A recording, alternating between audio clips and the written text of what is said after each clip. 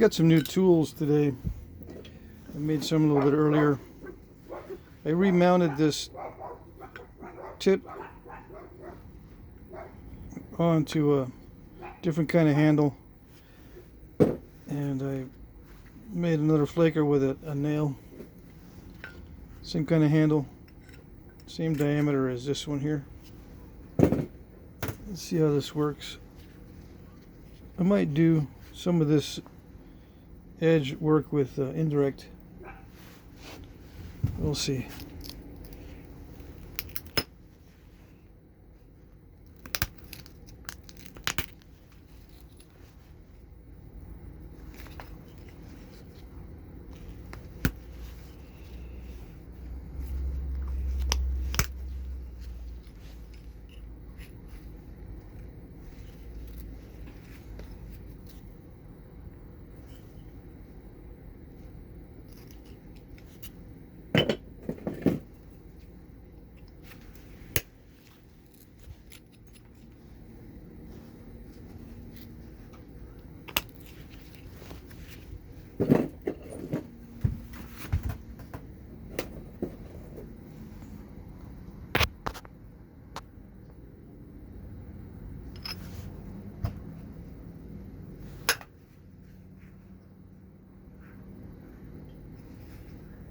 Not too bad.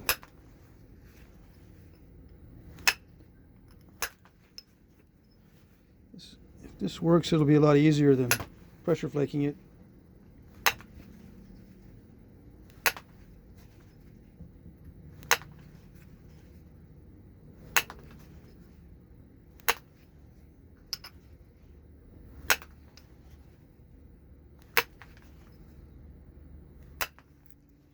And what I mean by working is I hope I'm not sending in a lot of small incipient cracks. Let's see. Percussion is a lot more aggressive on the edge, so it might send in some incipient cracks.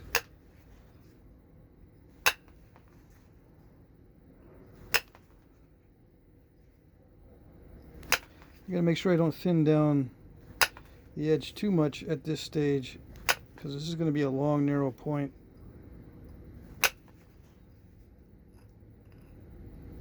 I want it to be kind of beefy in the center for now so it won't break.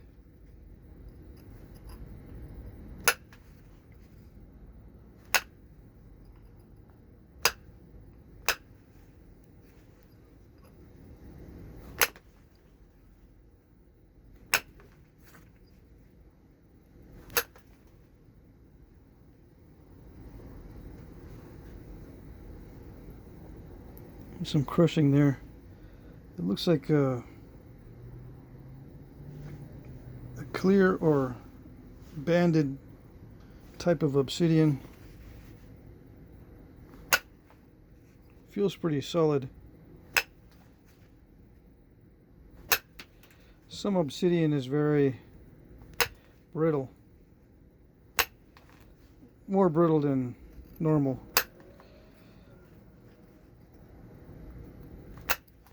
This one doesn't feel more brittle than normal.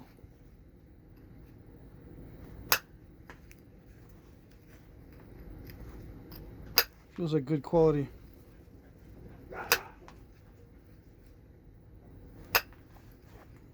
I looked in a book I had on points from the Great Basin, and I found a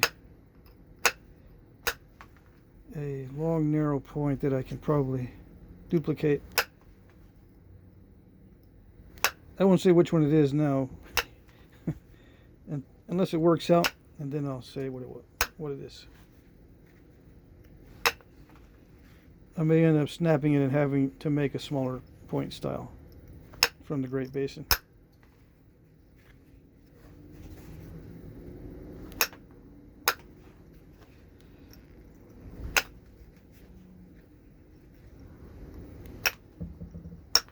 So yeah, this is easier physically, maybe not as far as skill level. You've got to really know the limits of your material, the limits of the Obsidian. You gotta be very careful you don't push the limits too far. Percussion is always risky on Obsidian and glass.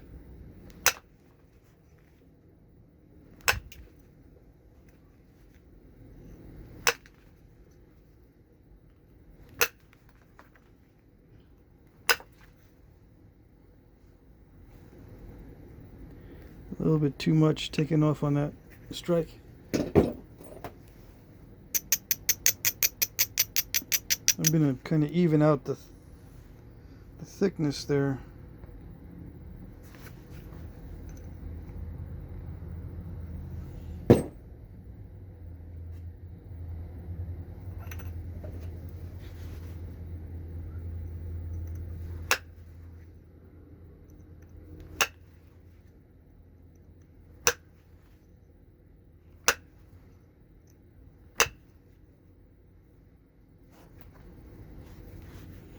And another thing I like about percussion is that these flakes are flying away from me. They're not building up in my lap like what happens with pressure flaking.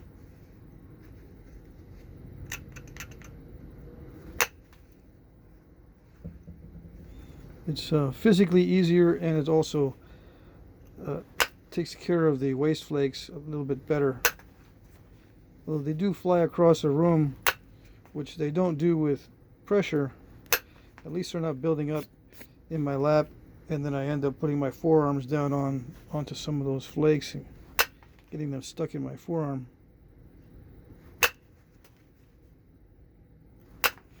After I quit last night, I had one that I didn't notice until I washed my hands and my forearms. I had one stuck in my forearm on my right side.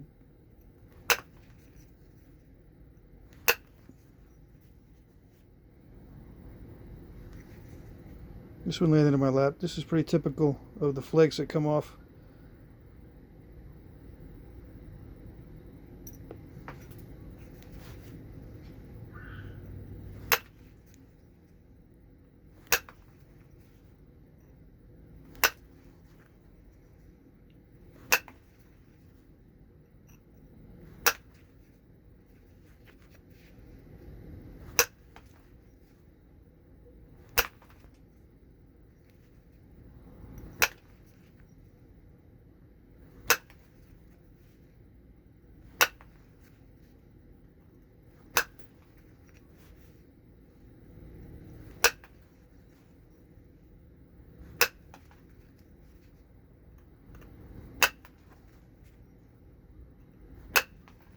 So yeah, the whole technique is just to be patient and very methodical with obsidian slabs or glass slabs or bottle bottoms or bottoms of jars. Of course, you can use the sides also, but the bottoms are a lot thicker. The annoying thing about the bottoms is sometimes you have a curve. Well, most times you'll have a curve in the bottom. Now, when doing the base on obsidian, striking the base a lot of times snaps off the tip, so I got to be careful and not take flakes that are too big. I'm not going to run any thinning flakes. I just want to get rid of that flat edge.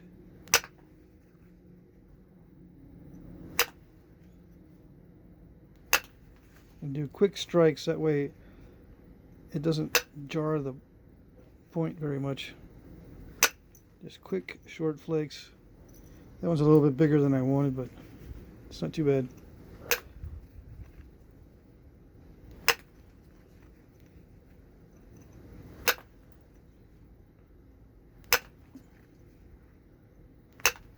It doesn't seem to be leaving any major incipient cracks in the edge, which is good.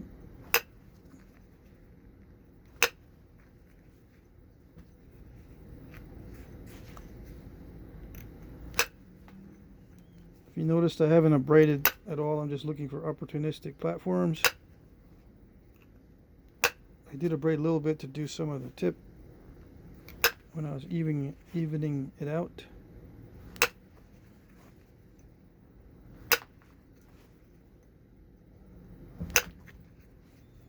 But this zigzag technique doesn't require any grinding or abrading. Okay, so remove the edges. With this point style, I'm not going to need the corners on this one either. So I'll work on those and take those out. I can run some good flakes from the corners and wipe out a lot of this original surface.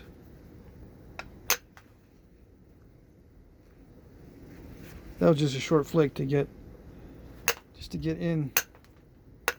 into it and adjust the shape a little bit.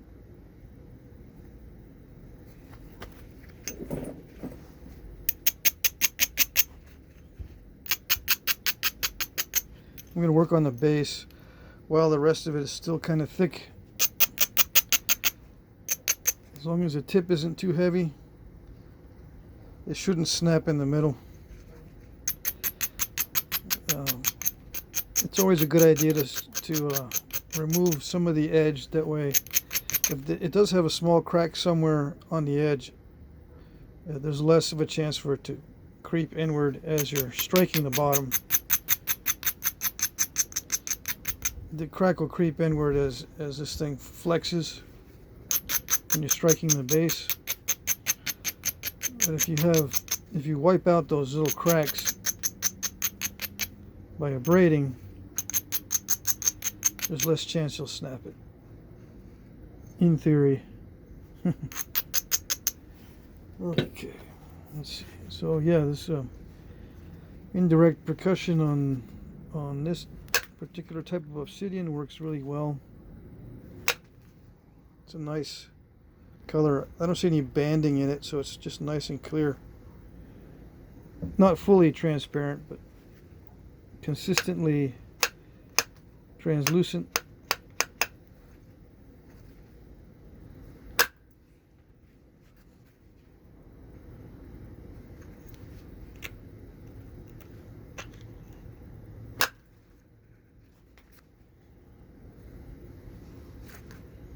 Just testing it here for the ability to run long flakes.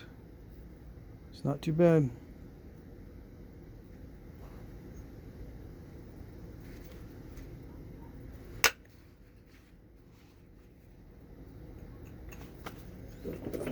And I don't want to abrade too much, because then I have to hit way too hard, and that'll snap the point. So the only danger here is creating an island by mistake. You don't want to create an island in the middle. So eventually I'll have to do a long flake somewhere. Instead of a bunch of short flakes meeting in the middle, I'll do a long thinning flake. That way I don't get an island developing on here.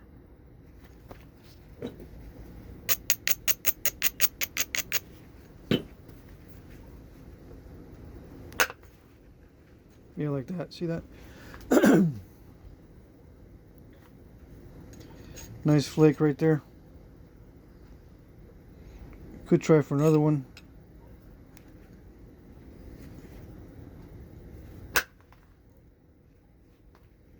That one kind of went sideways a little bit.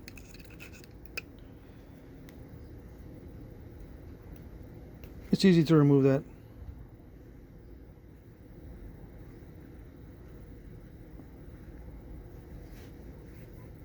Okay, now the other side.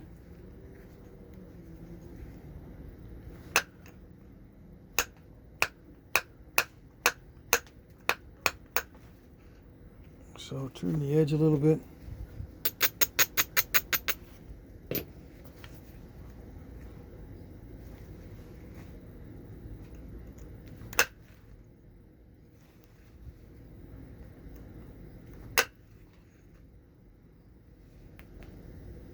While I'm turning the edge, I'm going to try to get rid of some of those thick spots and Looks like there was a step fracture starting there. Right here.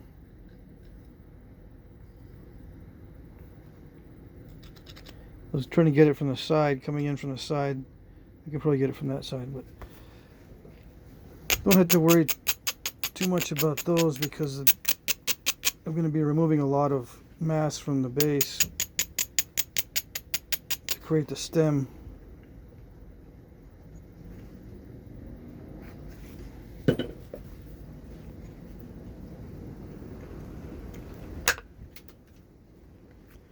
I really don't need to thin it down all that much right now. I can pressure flake almost the whole thing after this. After I get rid of some of this, of the large area with the tool marks. After I get rid of the large area, the smaller areas aren't very difficult to get with the pressure flaker.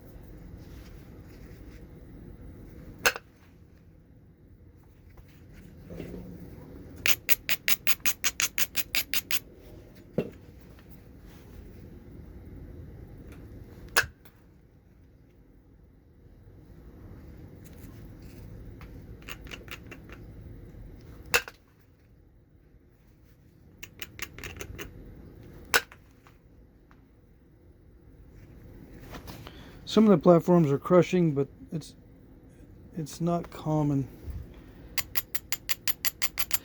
This is very elastic obsidian.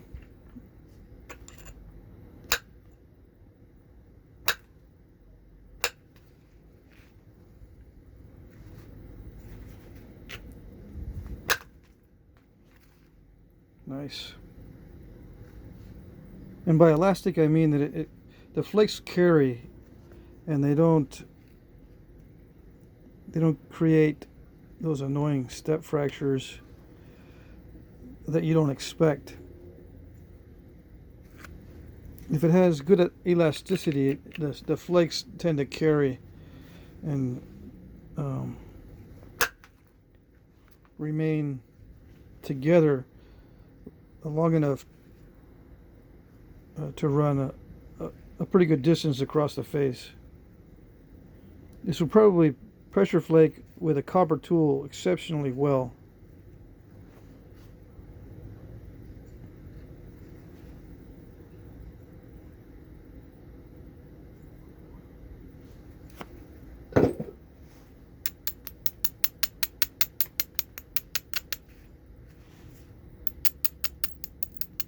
There it goes.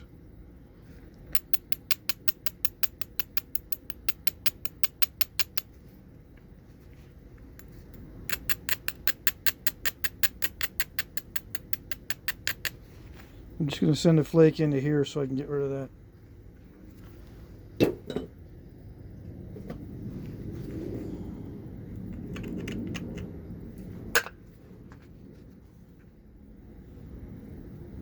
Again, this material is so nice that it's very easy to overshoot this.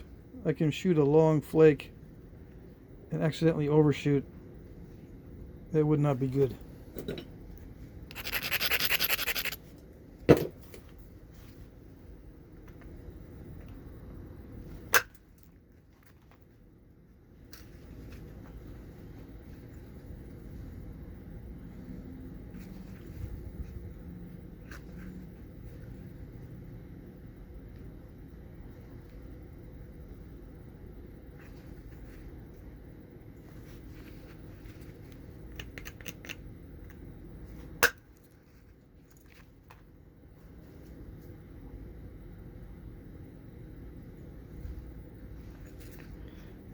I like those really big flakes, but I run the risk of taking it too far, going too thin or too far across.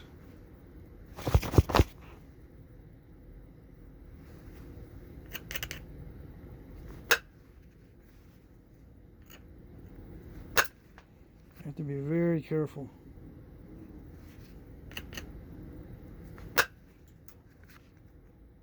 But not so careful that I end up crushing the edge because I'm not preparing a good platform and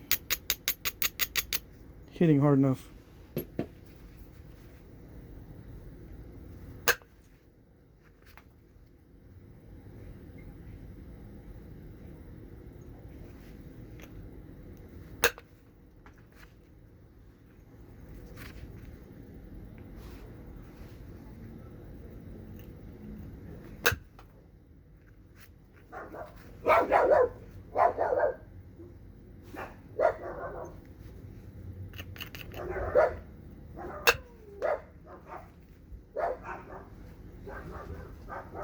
I want to make sure I don't thin it too much at this stage because I still got the other side to go.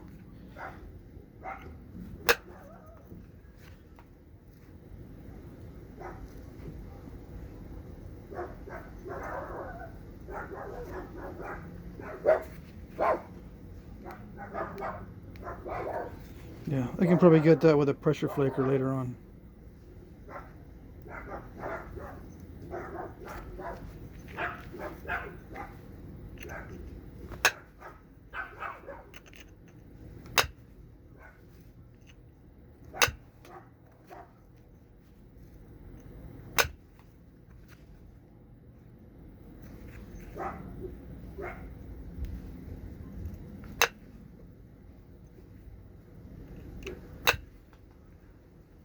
I'm thinning down the rest of it because I'm going to do the rest of the base with and the stem with pressure.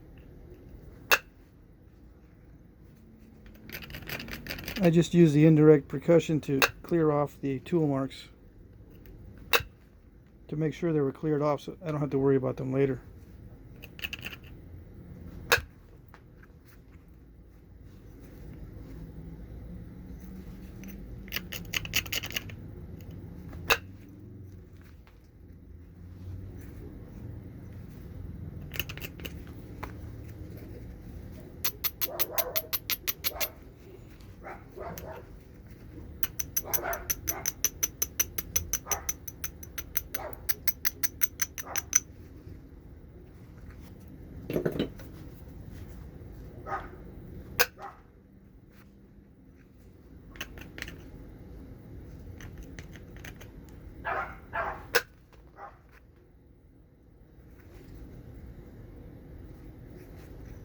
That one was much shorter than I expected.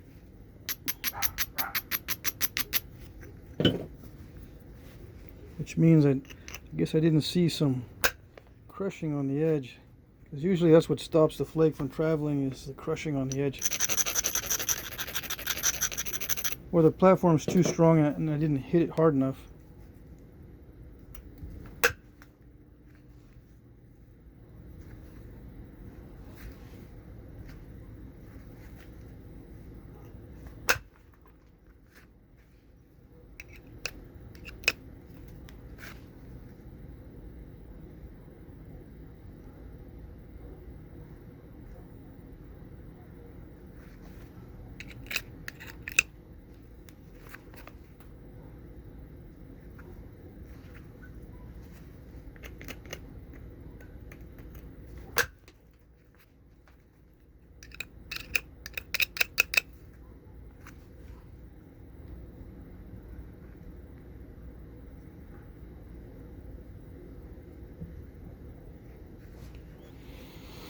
Okay, got to be very careful on this step here.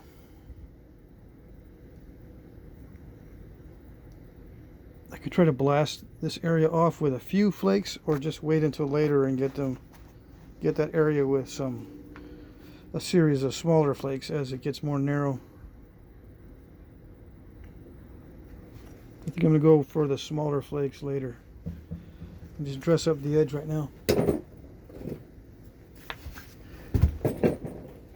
Try the new flaker, see how that works, just to get the edges set up.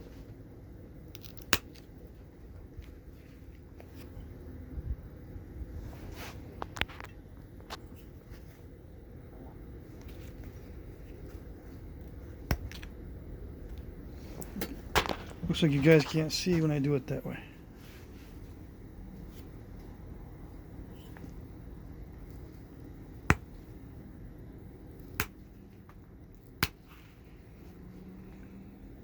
Now I'm just clearing off the thick spots on the edge.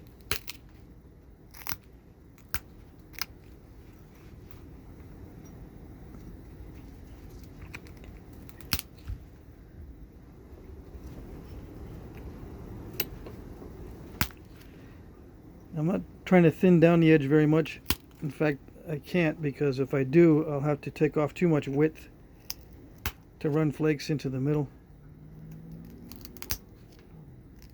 But I need to get rid of those thick spots now so I can abrade the edge for the next series of percussion flakes. If it's too bulky near the edge, the platform is too strong, and I'll have to hit too hard, and then those flakes have a chance of overshooting.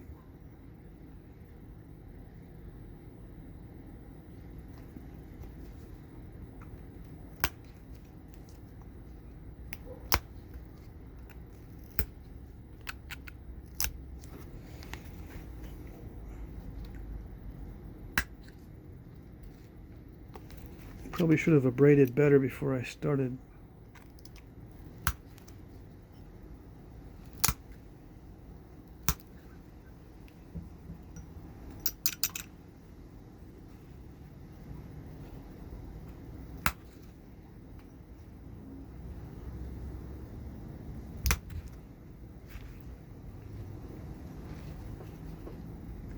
Let's see, can you guys see that?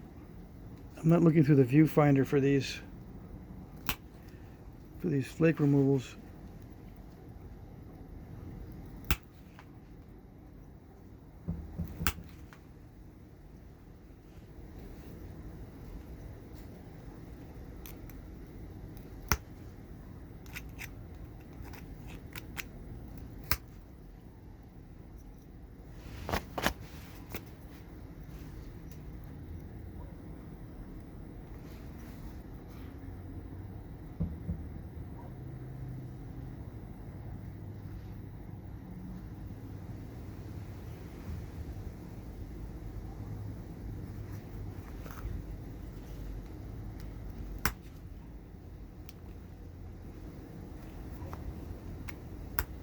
I got to be careful on the pad too, because if it starts to dip in the middle and I'm pressing off flakes in the middle, I could snap the whole point that way, just by having a dip in the pad.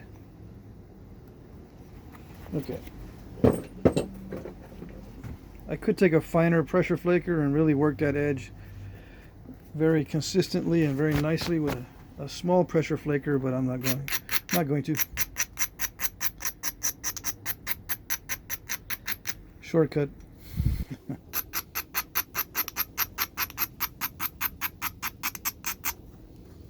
I depend a lot on my abrading technique as far as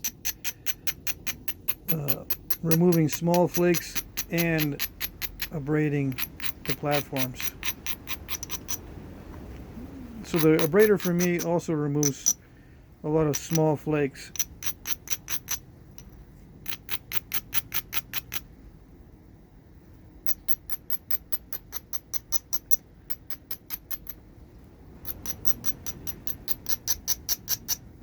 I don't have to abrade too much after this. The thickness is pretty much there already. I just need to thin down the very tip, get rid of some of those tool marks, and that'll be it for the blade. I think I'll spend some time going over how I sharpen the blade on this video.